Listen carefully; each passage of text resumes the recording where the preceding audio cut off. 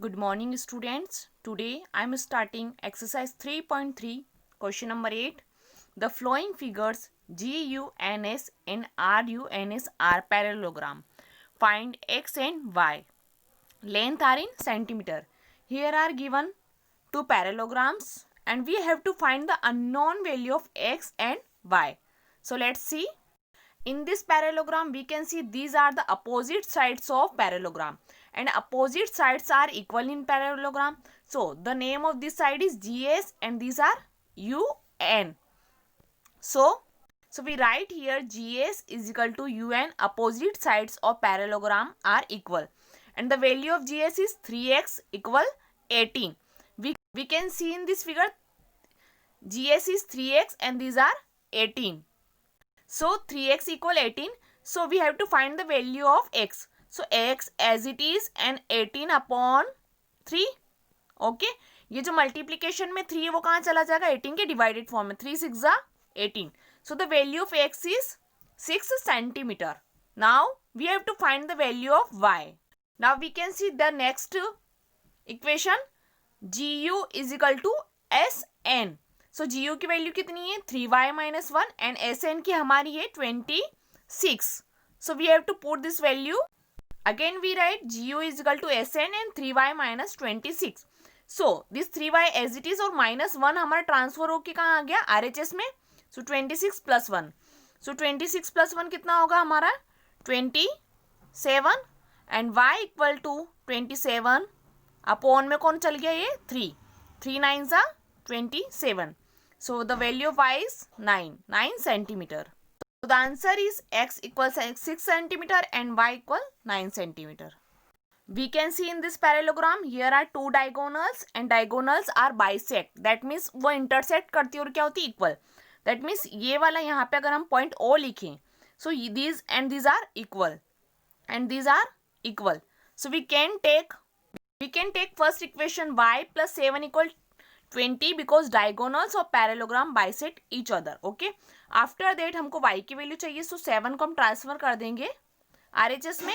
We can see here. So 20 minus 7 is 13 centimeter. Now we take second equation x plus y equal 16. So x as it is and the value of y we have already find out 13 centimeter and 16. After that transfer 13 in the RHS. So 16 minus 13. So the value of x is 3 centimeter. We can see here x equal 3 centimeter and y equal 13 centimeter.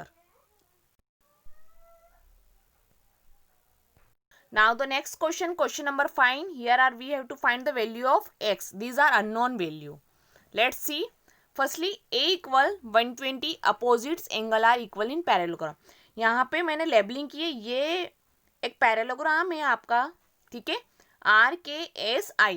इसके अंदर आप देखेंगे ये 120 और ये जो angle A है यहाँ पे ए हमने लेबलिंग किया है ये क्या हो गया 120 बिकॉज दीज आर 120 तो these are also 120 because opposites angle are equal in a parallelogram. Next है हमारा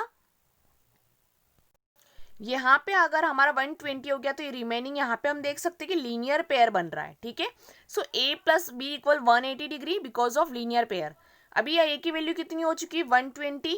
okay and B as it is an equal 180. हम ट्रांसफर करेंगे सो एंगल बी की वैल्यू कितनी आ जाएगी हमारी 60 degree. After that if B 60 so ये हमारा 120 हो चुका है और दिस एंगल आर बी जो हो गया 60. Okay we can see here 70 degree ये एंगल एल और ये एंगल एम जो है आपके करस्पॉन्डिंग एंगल है. दैट मीन सेम साइड के. अगर हम इस फिगर को उल्टा करते तो हम देखते हैं कि ये जो सेम साइड्स के फिगर होते हैं ये इस टाइप्स के वो क्या होते हैं हमारे करस्पॉन्डिंग. तो अगर ये आपका एंगल 70 है तो ये एम भी कितना हो गया हमारा 70 degree because of corresponding angle. अब आप देखेंगे इस ट्राइंगल में हमको वैल्यू मिल चुकी है. ये आपका 70 डिग्री हो चुका है एंड दीज आर 60 डिग्री. अब हमको एन की वैल्यू फाइंड करनी है. तो किसी भी ट्राइंगल में अगर दो वैल्यू पता है और थर्ड फाइंड करनी हो तो हम यूज करते हैं angle sum property. So by the angle sum property b plus m plus n equal 180. b की value 60, the value of m 70 and n as it is equal 180 degree. 60 and 70 is 130 plus n equal 180. After that transfer 130 in the RHS, so angle AN equal 50 degree. Okay, अगर हमको N मिल चुका है तो angle N and X is equal to 50 degree because opposite angle are equal in a parallelogram. We can see अगर angle N 50 है तो x भी हमारा कितना हो जाएगा, 50 डिग्री हो जाएगा. इसलिए एक्स की वैल्यू हमारी कितनी हो चुकी है, 50 degree because of opposites angle are equal in a parallelogram. These are the answer.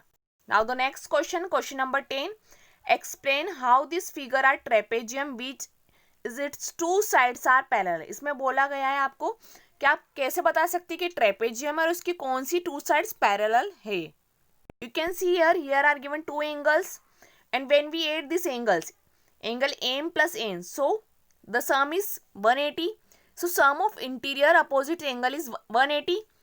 Therefore NM and KL are parallel. ये जो आपकी NM this side and this sides are parallel because इनके जो angles थे उनका सम अगर 180 तो ये क्या हो गया आपका ट्रेपेजियम हो गया. Hence KLMN is trapezium. Now the next question, question number 11. M measurement angle C in figure. A B is parallel to D C, ये पैरेलल है हमारी, ठीक है, और हमको ये एंगल गिवन है और सी फाइंड आउट करना है. So angle B plus C equal 180 because this sides are parallel. Angle B की वैल्यू 120 गिवन है and C as it is 180. After that we have to transfer 120 in the RHS, so angle C equal to 60 degree.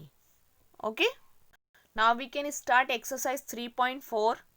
So the first question is state whether true or false. We are right here. These are statement true or false. So let's see. First one is all rectangles are square. So answer is the false because since square have all sides are equal. यहाँ आपका था क्या rectangle square हो सकता है, तो नहीं, because square की सारी साइड्स क्या होती है, इक्वल होती है. नेक्स्ट है all rhombus are parallelogram. So the answer is false. So the answer is true. Since in a rhombus, opposites angle are equal and diagonal intersect at a midpoint. इसका answer क्या है हमारा true, because जो rhombus है opposite angles क्या होते हैं उसके इक्वल होते हैं और डायगोनल जो क्या करती है मिड पॉइंट पे इंटरसेक्ट करती है. See all squares are rhombus and also rectangle. सारे जो स्क्वायर्स होते हैं क्या वो रोम्बस और रेक्टेंगल होते हैं, तो the answer is true. Since square have the same property of rhombus but not a rectangle. Squares में सारी प्रॉपर्टी क्या होती है, रोम्बस वाली होती है बस, बट रेक्टेंगल में वो नहीं होती. That's why the answer is true. And D is all squares are not parallelogram. सारे जो squares होते हैं पैरेललोग्राम नहीं होते, तो answer is false. Since all squares have the same property of parallelogram. यहाँ पे आपको क्वेश्चंस गिवन है in the here and here are given answer. When we learn the definition we can give the answer easily. Next day all kites are rhombus, so the answer is all kites do not have a equal side, therefore answer is false. Next day आपका F all rhombus are kites, so all rhombus have equal sides and diagonals bisect each other, therefore the answer is true. Next G all parallelogram are trapezium, so the answer is true since trapezium has only two parallel sides. H all square are trapezium, सारे squares trapezium होते हैं, तो the answer is true. All squares have also two parallel lines, इसलिए वो आपके क्या होंगे, trapezium भी हो सकता है. Next है question number 2. Identify all the quadrilateral that have four sides of equal length. मतलब सारे quadrilateral में इक्वल लेंथ कौन से होती है, ठीक है, और 4 राइट एंगल. मतलब ऐसा कौन सा क्वाड्रिलेटरल है जिसमें क्या 4 साइड्स और इक्वल लेंथ की होती है, ठीक है. सो the answer is rhombus and squares have a sides of equal length. एक तो स्क्वायर शेप होता है जिसकी सारी साइड्स क्या होती है, सेम होती है, दैट मीन्स उसका मेजरमेंट भी सेम होता है. एंड 4 राइट एंगल्स, तो 4 राइट एंगल कौन से होते हैं, एक तो स्क्वायर्स में 90 डिग्री के होते हैं rectangles. So this 2 shapes having a 90 degree angle. Next question number 3. Explain how a square is a quadrilateral. मतलब स्क्वायर आपका क्वाड्रिलेटरल कैसे है. सो the answer is a square is a quadrilateral if it has 4 unequal length of sides. मतलब हमारा square जो होता है वो क्वाड्रिलेटरल हो सकता है बट उसकी जो साइड्स है वो अनइक्वल हो, ठीक है. नेक्स्ट है अ पैरेललोग्राम. स्क्वायर क्या पैरेललोग्राम हो सकता है? तो अ square is a parallelogram since it's consent both pair of opposite sides equal. In questions में जैसे स्क्वायर पैरेललोग्राम हो सकता है if this square is contain the property of parallelogram. Next है rhombus. A square is a rhombus. So a square is already a rhombus. It has 4 equal sides क्योंकि square में भी 4 equal sides होती हैं, rhombus also, and diagonal bisect at 90 degree each other, और 90 degree पे वो क्या करती है, एक दूसरे को बाइसेक्ट करती है, इंटरसेक्ट करती है। नेक्स्ट है a rectangle. Square is a rectangle, so the answer is a square is a parallelogram since having each adjacent angle, right angle and opposite sides are equal. Square parallelogram हो सकता है अगर उसके adjacent angle, right angle and opposite sides क्या हो, equal हो।